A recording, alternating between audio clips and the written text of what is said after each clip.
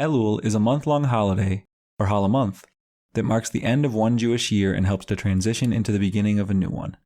Traditionally, it is a month of introspection, contemplation, and personal growth. Untraditionally, or at least less traditionally, Elul Unbound is a digital initiative offering up a wide variety of avenues for experimenting over the course of this month.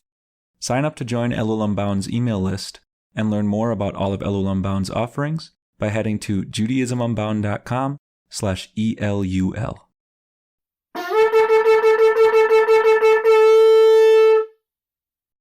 This is a special bonus edition of Judaism Unbound. Elul Unbound 24, God Optional. Welcome back, everyone. I'm Lex Rofberg.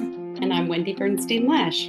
And it is the third episode of our Elul Unbound initiative that this year is focusing on another 3, which is the third year in our Shemitah cycle. That's going to be beginning with Rosh Hashanah, Shemitah being the sabbatical year cycle that leads to a big Shemitah year every 7 years, but there's lots of meaning to be mined in the intermediate years. And this coming year is a third year. We've been thinking about that through both Jewish lenses and broader lenses. And today we are going to be continuing that thread. And in particular, we're going to be looking at Elul and the work of introspection we can do in Elul, this final month of the year leading into a new year. And we're going to consider it in the context of questions about the G word, God. We've talked God in the past on Judaism Unbound in many, many different respects, including in Elul Unbound. We have a lot of different theologies present here, including atheologies in the sense of people who actively don't believe in God. All of that's super welcome here, and that's why we're interested in exploring this framework of God optional, which is a phrase that we first heard from Lab Shul, a community in New York City, and which is really effective at conveying God belief is totally fine and great for those who have that in some respect, and it's totally fine for people not to. But Wendy, you spend a lot of time considering notions of God. You do it in a variety of particular ways. I'd love to hear about a particular opportunity people have to do that with you and other spiritual directors, and then hear from you a little bit about what might it look like for Elul to be experienced in this God optional fashion. Thanks, Lex. So I am a spiritual director. I have a practice of supporting people to look at their spiritual life, whether that includes God or not. And we are offering an opportunity, which we haven't talked about on the podcast yet, but it's on our Elul Unbound page, that you can try out spiritual direction and have a session with a spiritual director. Many of my colleagues have volunteered their time to do this, and Elul is a great month to kind of dive into this practice and see if it's got some resonance for you, or even just one session talking about your spiritual life and your questions that you have. And you can sign up for that on the Elul Unbound website. And to move into God optional as part of this Elul Unbound, traditionally Elul is a time where you work on doing teshuvah, that turning, returning, that sense of making amends for things. And there's 3 levels of it. One is with yourself, one is with others, and the third is with God. And that's kind of Yom Kippur is where we get to do that deeply. So what does it mean to have God be optional and do the teshuvah, do the reconciliation with yourself and the deep dive? Yeah, that we understand that part with myself. And if I wrong somebody, to try and ask for forgiveness, that we understand. But what would it be to take God out of the third piece? And I think that's a great thing for us to look at. I know for me, I don't think of, I use a different terminology. I say Yah. If you take the 4-letter name of God, it's in there. So for me, it has a sense of teshuvah beyond myself and the people that I know. What would be the teshuvah? What would be the returning that's beyond me and the people I know? Maybe that's more institutionally focused. I would love to hear from you, Lex, about what you think about in terms of Elul and God optional. I think it's really interesting because on the one hand, God optional, I think a lot of Jews, they don't need to be told that that's allowed. Like that God is not their core mission statement of what they do Jewishly. And I honestly, I'd include myself in that. I mean, I have a theology that is important to me, and I wouldn't really call myself an atheist. I would say I'm also not a monotheist in the sense that I'm a pantheist. Like, I think that God, to the extent it's a valuable term, for me, refers to the sum total of all existence and not to some external creator or intervener in life. Like, to me, all humanity and all things are part of God as opposed to creations of God. So that's how I relate to God to the extent it's about God. I mean, I also could just say, I think all existence is one, and that eliminates the word God. Both are kind of fine with me. But so there's this way in which, for a lot of folks, they're just like, okay, fine, I don't need to think about God. That's all well and good. Let's get to the point now.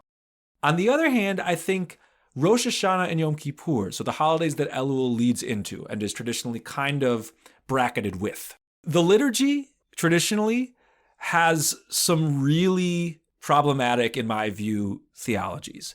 It literally says, very notably, Hamelech, and you chant it really loud, which means the king. And it goes on to say that this king is sitting on an elevated throne, is sitting on a heavenly throne. Al Kisei Ram Vanisa. Yoshev Al Kisei Ram, like, is sitting on a heavenly throne. That's literally the theology that everybody starts their theology conversations by saying they don't agree with. They literally start by saying, people think God is some old man in the sky. Rosh Hashanah says that God is gendered male, is sitting on a chair, a throne, and ruling in the sky, or at least Ram, like higher, elevated. So like God is up and sitting on a throne. It's a form of theology that a lot of us think we put aside, and yet it is all over the liturgical content of what we say. And so for me, that brings up a lot of questions. Like, well, we could say that this time of year is for wrestling with God theology. If it's important to you and if it's meaningful to you to spend this month considering, like, what is my relationship to God? Is it like the liturgy says, or is it something else?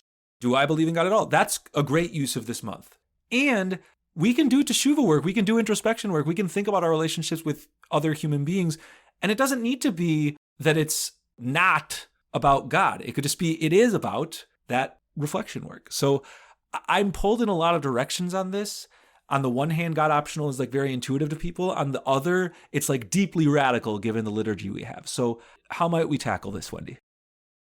Well, there's a theology called process theology that a lot of people may not have heard of. I think it might actually hold something here.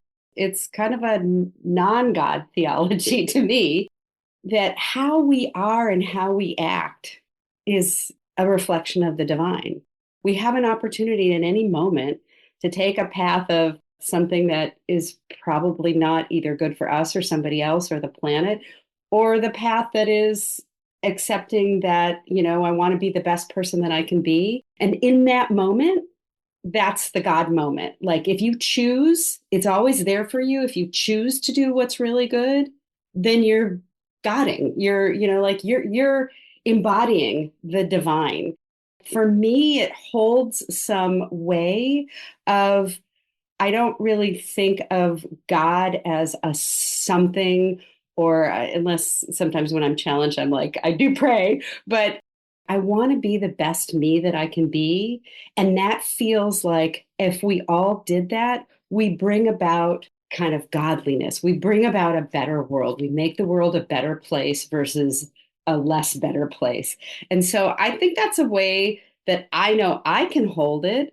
And it's God optional. And yet it brings in this sense of it's something more than me. And to me, that is a good way to think about, the mystery that's beyond, that connects all of us.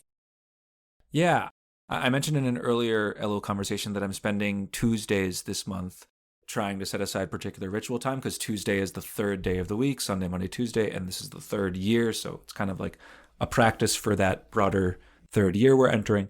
I'm trying to figure out how God is or is not part of the 10 minutes of Tuesday that I have been embarking on. On the one hand, I think many people would say, like, Lex, if you're going on a walk around your neighborhood and thinking about your relationship to your local community and the broader world, that's a theological thing you're doing. You're connecting to the world. On the other hand, like, I haven't been and I don't feel deeply called to have those walks around my neighborhood, meditating a little bit. I don't really feel like they need to be about God.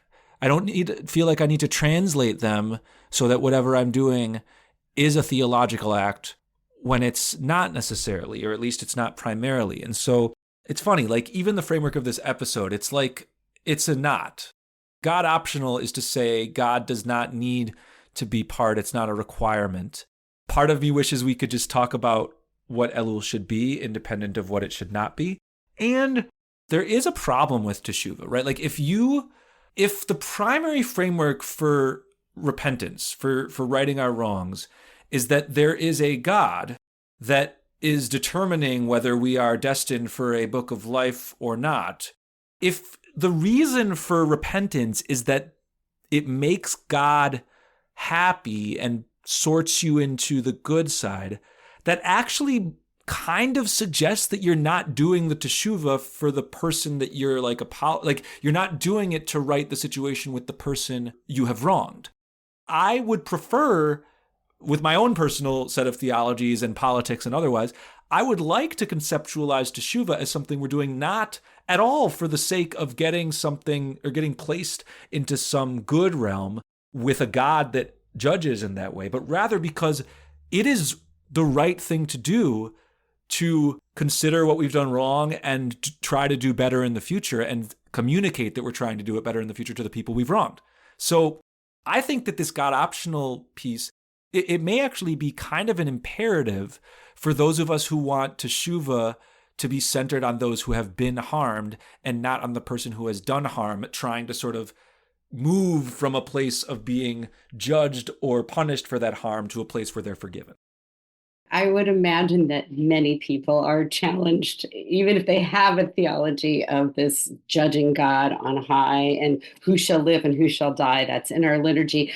I'm with you there. It's like I kind of want to say, why does it have to be? Well, for me, it has to be because if you are in a community that is using traditional liturgy, it's right there in front of you. And how do you translate that and make it be meaningful if that theology that's on the page and that you hear around you doesn't resonate with you? It's also fine, to flow in and out. Like it doesn't have to be about God. It can just be about, I'm doing the work because it's the right thing to do. Another work that came to mind to me is this beautiful book by Rabbi David Cooper of blessed memory called God as a Verb. And he talks about how we God one another. And so to me, that's always been a place that I can kind of keep some God in it if I want to. And it's like when I'm being my best self, when I'm, making amends for a way that I was not particularly wonderful, and giving somebody the opportunity to hear me say, I'm sorry, that I'm Godding. So I love that because it's not about a thing. It's not about something outside. It's about me actually embodying. The other thing that comes up for me is like, I think we sometimes need something to push against. We need something that we know is kind of watching us. Otherwise, we can be like, I'm at my worst behavior in a car when nobody can see what I'm doing. And I will swear at the people, like, you asshole, you cut me off. It's like, oh, but I would not do that in a group.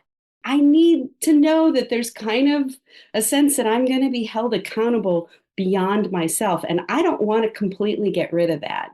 I want to hold on to some sense that I'm being monitored, in some way. I don't believe that there's an entity that monitors me, but it does help me to rewrite myself when I'm kind of being my worst self.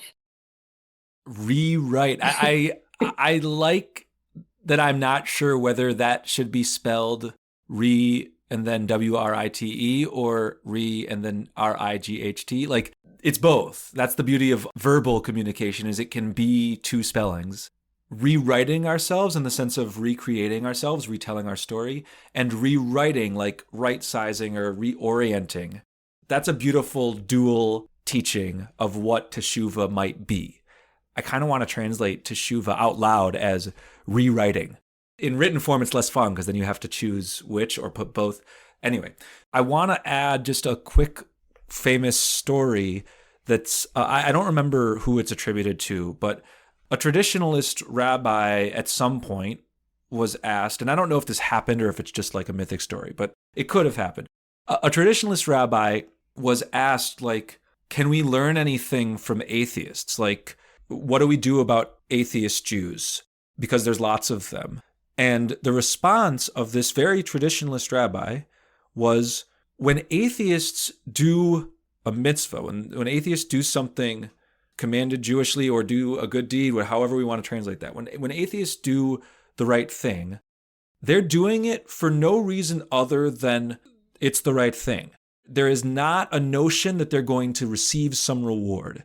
There's actually a famous text in the beginning of Pirkei Avot about how you shouldn't, quote unquote, serve the master, that's the language it uses, for the purpose of receiving a reward. And an atheist, by definition, when they do a good thing, they're not doing it for that reason. And so that is a beautiful teaching to those who do believe in God. That God belief should not be the reason that you're kind to people, that you're going to get something out of it. And so I think that this God optional framework really pushes us, whatever our theologies, to try and find the pathways towards doing good in the world that are not because we will benefit. So this has been a really great conversation. If you've enjoyed this conversation, one reminder, Wendy is teaching an amazing Elul mini course. It started already, but for this first week, or this will not be an opportunity for much longer, you can still sign up, watch back the first recording, and then you can be there live for the second and third class. So we hope that you'll do that. Head to judaismunbound.com/Elul, E-L-U-L, and there's a big link you can click to learn more about Wendy's class and potentially register. Head there, you won't regret it. We also hope to see you at our Zoom gatherings. We have 2 more. The first 2 have been fantastic, and we've got one this coming Friday, the 20th of September, and one on the 27th of September. The 27th of September is sort of a combo Elul Unbound with Shabbat Unbound. And so that's, you really won't want to miss, but you also don't want to miss the one that's coming up on the 20th. So basically, head to judaismunbound.com/Elul. It's not too late to hop on the bandwagon, and you can learn more about what Elul Unbound is. You can sign up for our email list. All of those goodies are there. So we thank you so much for listening, wishing you a very God-optional 12th month of the year and on-ramp into the new year. And with that, this has been Judaism Unbound.